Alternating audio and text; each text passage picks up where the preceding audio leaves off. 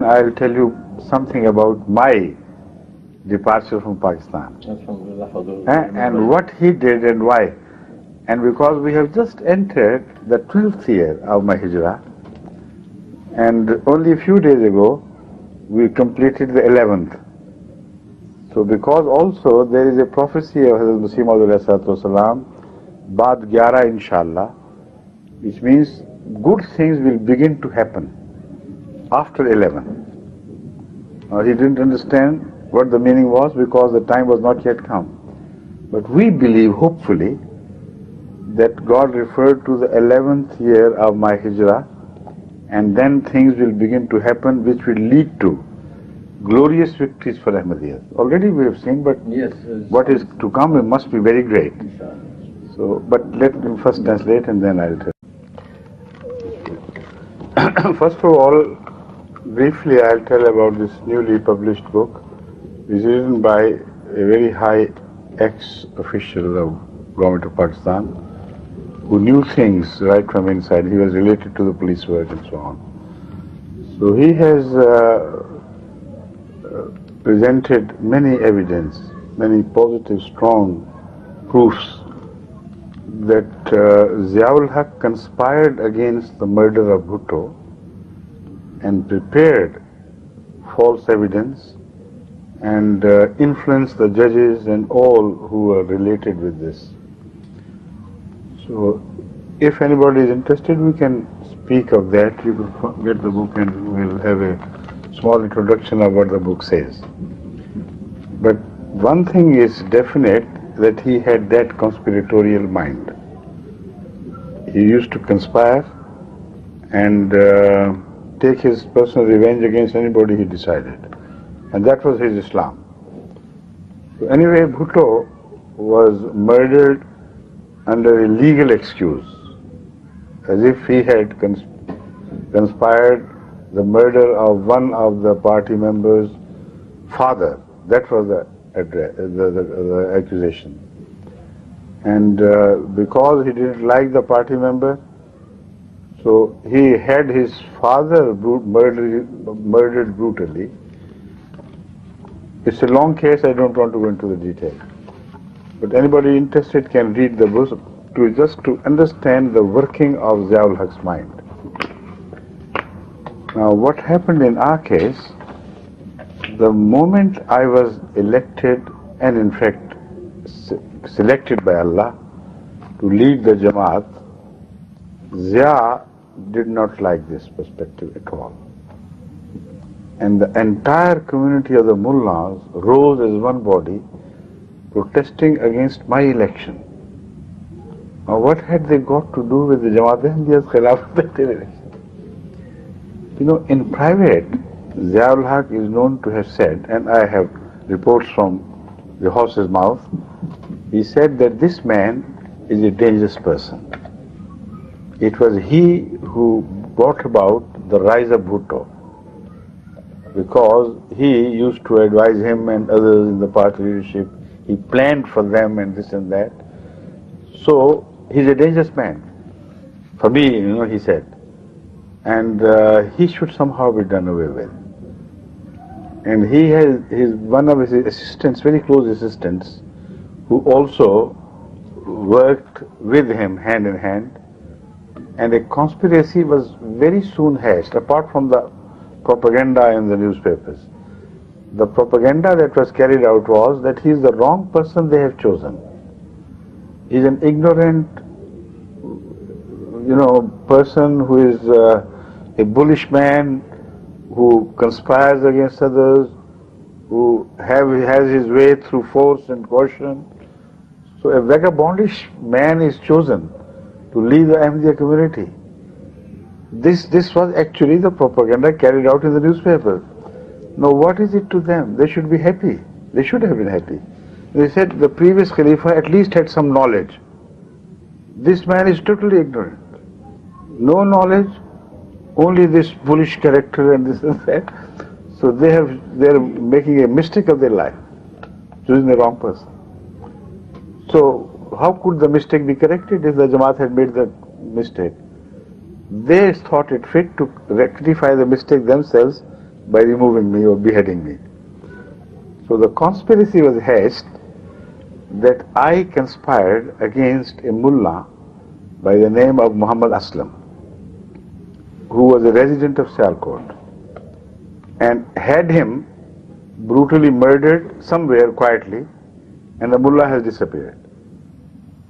Now it's a very stupid, extremely stupid case, and also very interesting to study. Excuse me, Hadu, but it worked with Bhutto, because he accused him of murdering someone.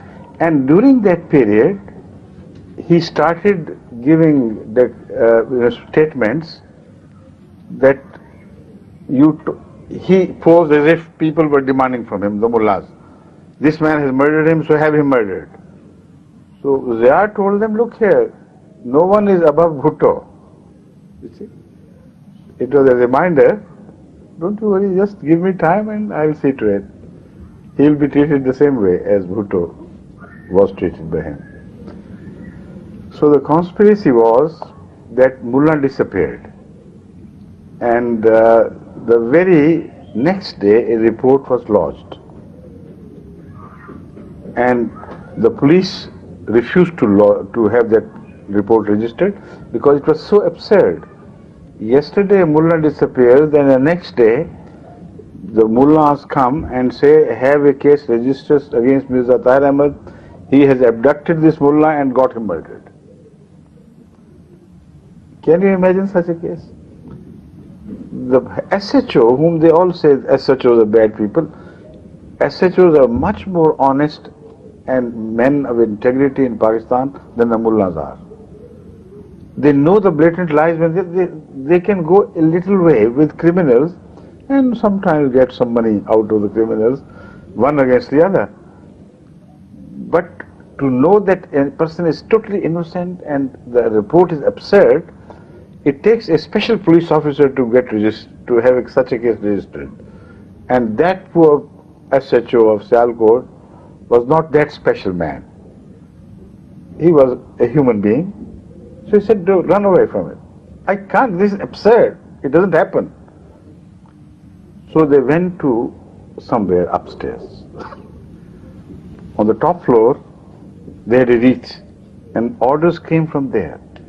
And under strict orders from the IG police or DIG police of the area, this SHO had to register a case against me. No body is found. The corpse is not discovered. A case of murder is registered against me, that this man must have abducted and had this mullah killed. Now, very strange things started happening while I was on tour of Sindh. This happened immediately after my becoming Khalifa, very soon. So, it happened in, I think, 83, February 83, it all started. And I was elected in June. So within 6 months or so, this conspiracy was prepared and was hatched within 2 months. And this was the result. So when I returned home to Rabwa, somebody said, have you heard of something being said about you having murdered? I said, no, I never heard of it. So it was, I think, Mr. Khurshid Ahmed Sahib, my nephew, who said, okay, this is what is being, the news is splashed all over the papers and everybody is crying for your blood and saying that this man has got this murder. So I had a good laugh. I said, what do you mean by that? I said, this is the story. Then I investigated of that, what that mullah was and where was this great scholar of Islam prepared and got educated. So I should know, I mean, this man of such importance which creates such hue and cry all over the world. And I came to learn from that investigation that he is the same lift man employed in Islamabad once, who attempted to murder Mirza Muzaffar Ahmed Sahib, the present Amir of United States of America, who was a central minister at that time. I think he was a finance minister or something, or head of the planning commission. He occupied both these posts, so I don't remember at that moment what post he was occupying. but the head of chairman of the planning commission is a very big post. So he was going to his office from the lift, and this man, who was an employee of the government in Islamabad, he tried to murder him with a knife thrust exactly at the spot of the kidney. So he seemed to have been well trained. But if God wanted to save somebody, so nobody could do anything. He missed only by slightest margin, as they call hair's breadth. And the kidney was saved, but he bled very profusely, was removed immediately to the hospital. The best surgeons of the time there, they took care of him, and gradually, with the grace of Allah, he was recovered. He's recovered enough now to work in the Jamaat as honorarily as the Amir of US. So this was the murderer, attempted murderer, who suddenly became a mullah. He was never educated at any religious school. He was a mechanic of some sort. But just because he had attempted to murder an Ahmadi, and an Ahmadi of that renown, his status, rose to that of a great Maulvi. Now this is a school where they train mullahs. This murderous school. So if something happens there in Mardan or Shab Qadar or something, there's all the same sort of people, belong to the same bag.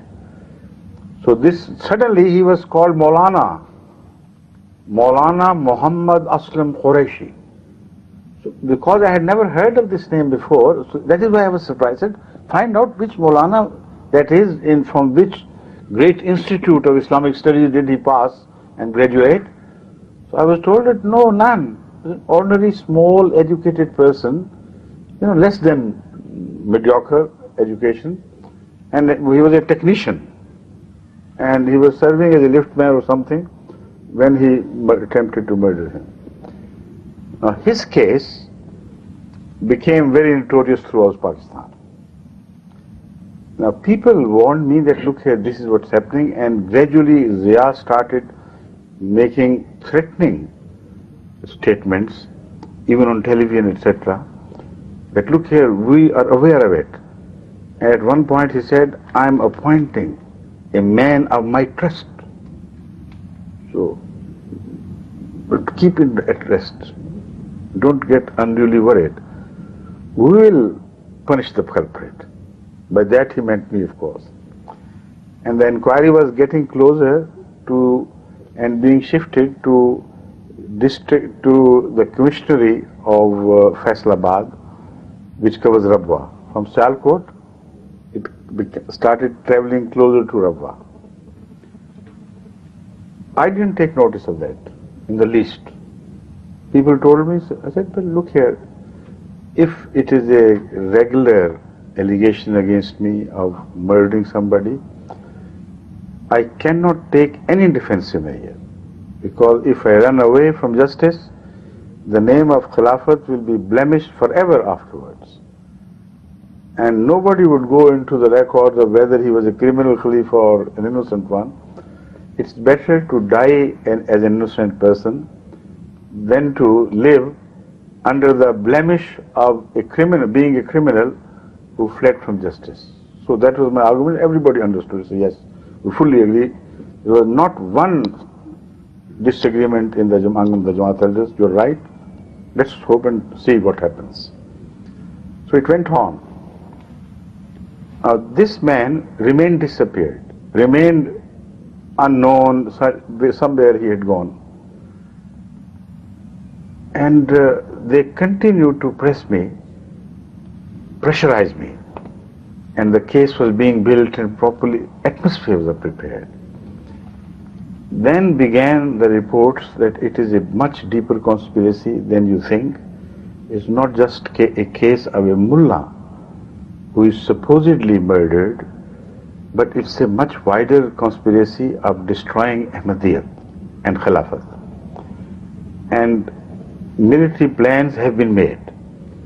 Military officers have already been posted in different districts, so that whenever the emergency is created, letters have been issued, secret letters to the deputy commissioners, that without declaring a martial law, practically it will be a state of martial law. In the sense that you have to seek guidance from that military officer posted in your district, and only follow the advice. Normally he will not interfere, but if he says something, if he wants something to be done, then you must follow. That is one of the reports which reached me from somebody whom I could trust. He belonged to a level where he could have access to this, and this is what he said to me. He said they had also informed him he is one of the plan, and because he disagrees with this very strongly, he had come to warn me about it, and he wanted me not to take his name. I said, of course. But I said, what is the purpose of this one? What can I do about it? Now, similar report came from another district, as far as Dera Ghazi Khan or Mianwali. Exactly a similar report reached me that do something. They have also planned for a sort of war-footing camps made during the wars. And in Rabwa, colleges and schools and institutions have been earmarked, as if the whole populace of Rabwa would be turned into prisoners. And everywhere, similar plans and conspiratorial actions are being contemplated. So all over Pakistan, they are going to go a big way to attack Ahmadis and take military action against them and do something drastic. So again, I could only turn to God for prayer. I still was not ready to leave the country just because they did this, or if they had planned my murder, how could I run away from that? This was not the question. But I knew things were coming closer. Then, very close to this incident of 26th of April 1984, I saw the first threatening dream that what is happening is a big thing. It's not an ordinary small accident which is going to take place. In that, although I didn't see anything to happen to me, but I saw something which told me that Qasr Khilafat will no longer be occupied by me, and the enemy will have a sort of threat over Qasr Khilafat which would make me leave that place. So I saw a very deadly and violent, as if intoxicated camel sitting on the top of Qasr Khilafat. This was a dream which normally one cannot imagine. One can see a bird or something, or a man, but if a camel who is supposed to be very vindictive and small-minded thing and who never forgets a revenge when it wants to take. So a very ugly looking and threatening looking camel was sitting on the top of Qasr Khilafat, and this is the first time I am revealing this to people. To some friends and relatives I think I related this to. So that was the first. And then I saw a dream that in Pakistan there is no peace left. Everybody is conspiring, groups are created, they are abducting people, and law and order is become totally ineffective. And criminals and gundas and these people like hooligans, they have taken practical command of Pakistan into their hands, and they are abducting people and nothing can be done about them.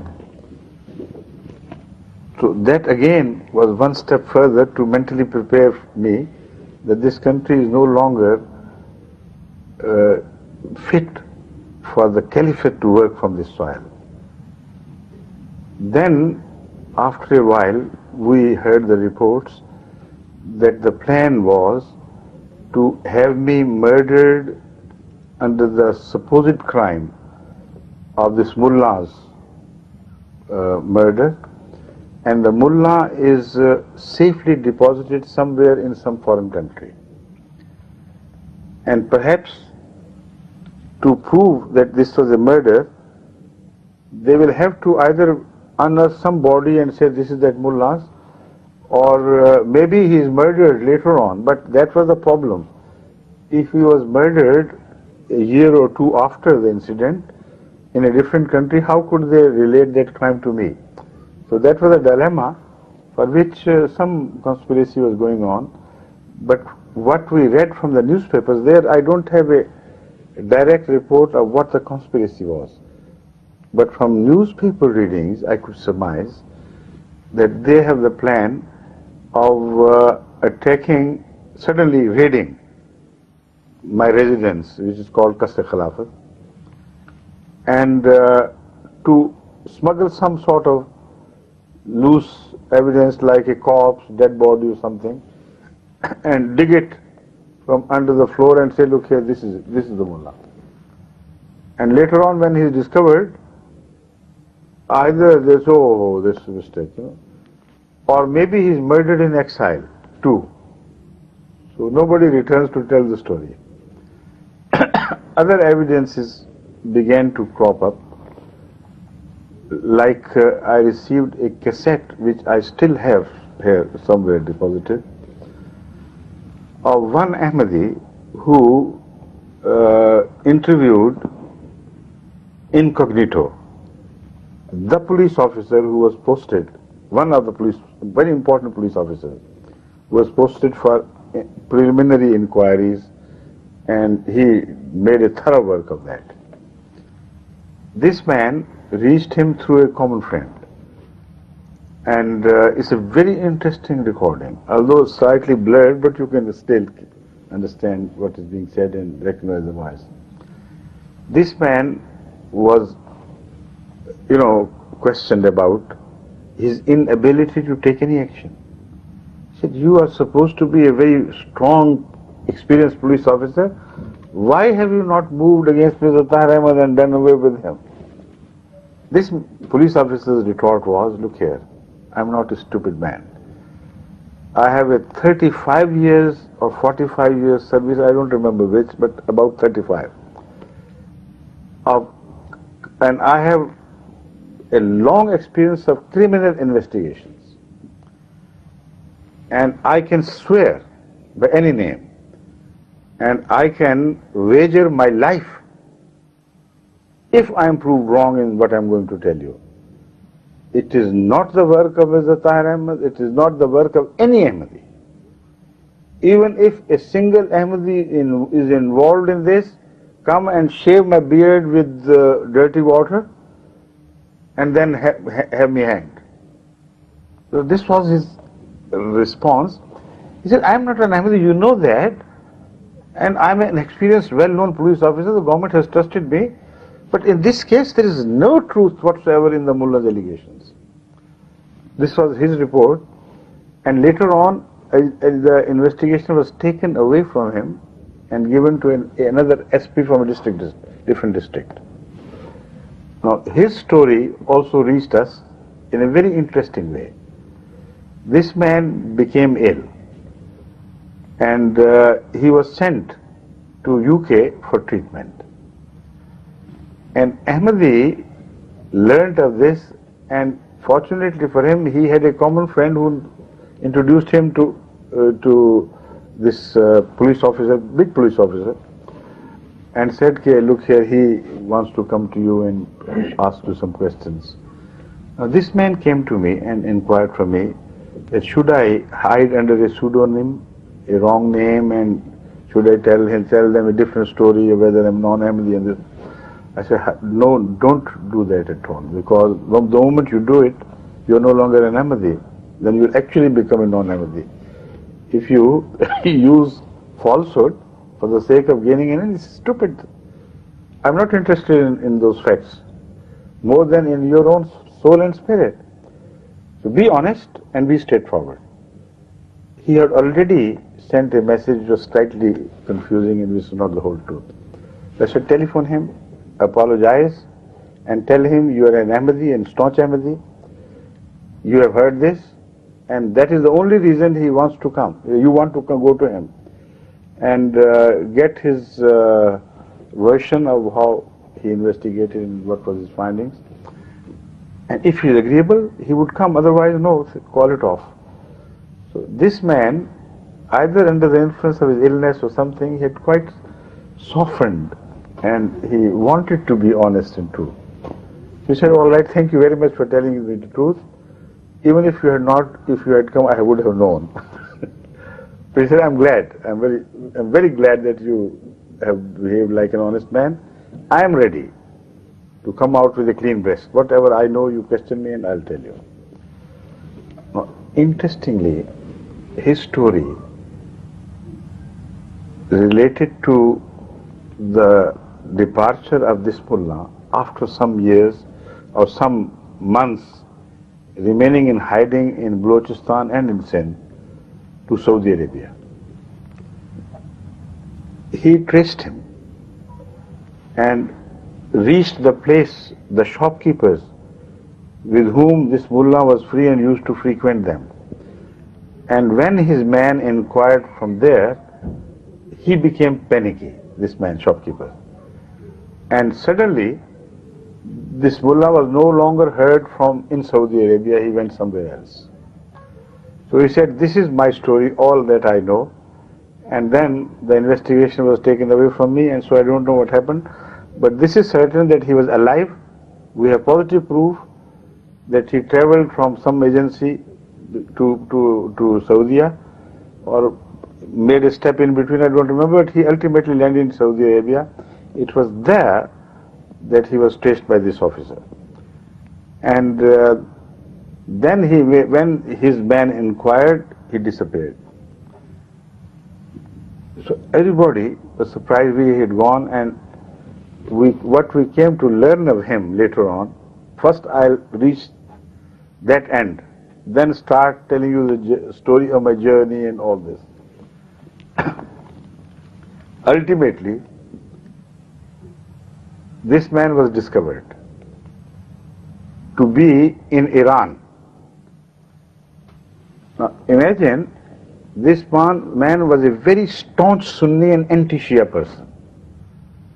But he was discovered in the capacity of a volunteer serving the army of the Shiites against Iraqis.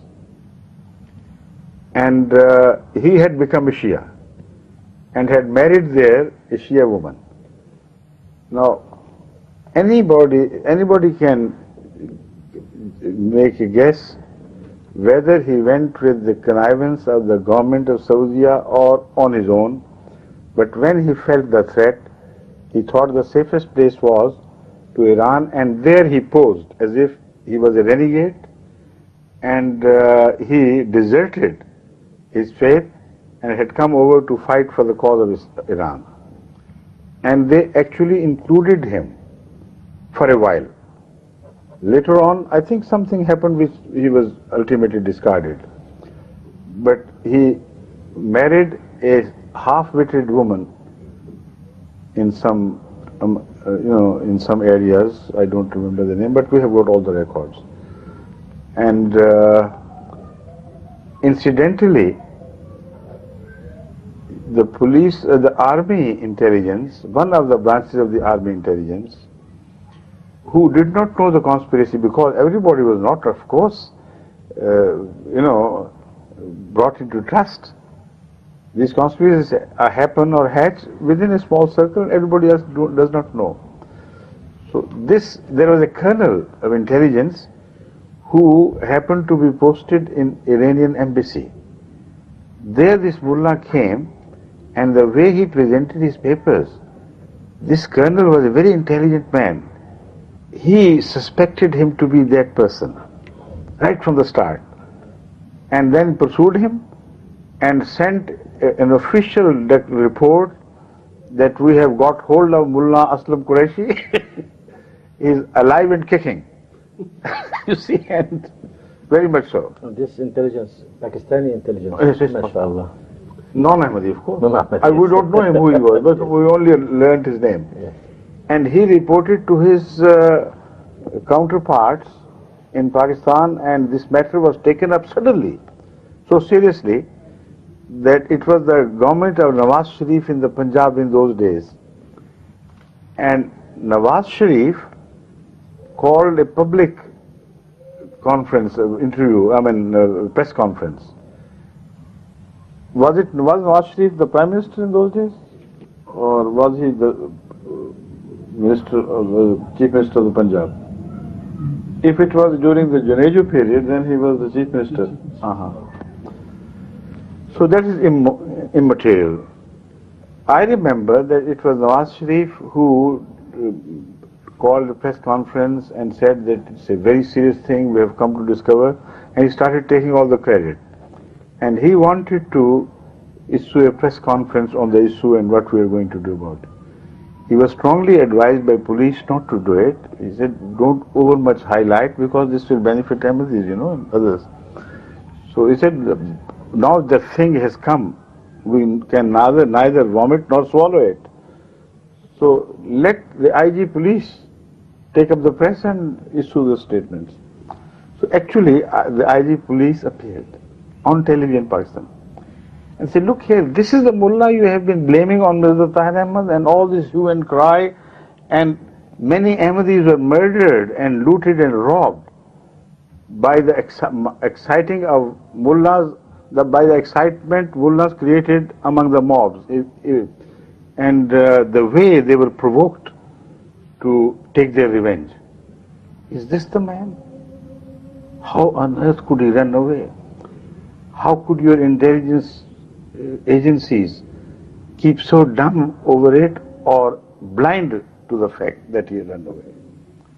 If they were not blind, they were dumb. They were keeping the secret to themselves. And how could he reach Iran? Traveling Middle East and then reaching Iran and all this. And you have been all the time building up this case against Mirza Tahir Ahmad as the murderer. So it was very little that the IG could say in defense. Obviously he was not involved and he did not share any responsibility.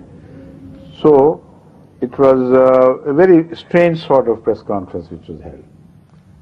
And some non-Ahmadi newspapers demanded a very severe punishment for this man, who almost became instrumental in taking an innocent life, who had already achieved the dishonor of creating so many riots in Pakistan in his name. And he was knowing all this, and he was, full partner in crime. So to begin with, the government response was, yes, we are going to do this and that. But as you may expect, nothing happened. So this mullah came to be discovered alive. Now, how suddenly all this should have happened? This man disappears, and suddenly a report is pressed against me, charges are pressed against me. And high government agencies force the SHO to have the case registered exactly in his name. It's still lying there in my name. And all the government agencies were working it up, and the press was feeding to the fire. You know where the secret lies? The secret may lie. There was one man, Raja, क्या नाम था उसका? The minister, religious minister. Some name, I don't even remember that name.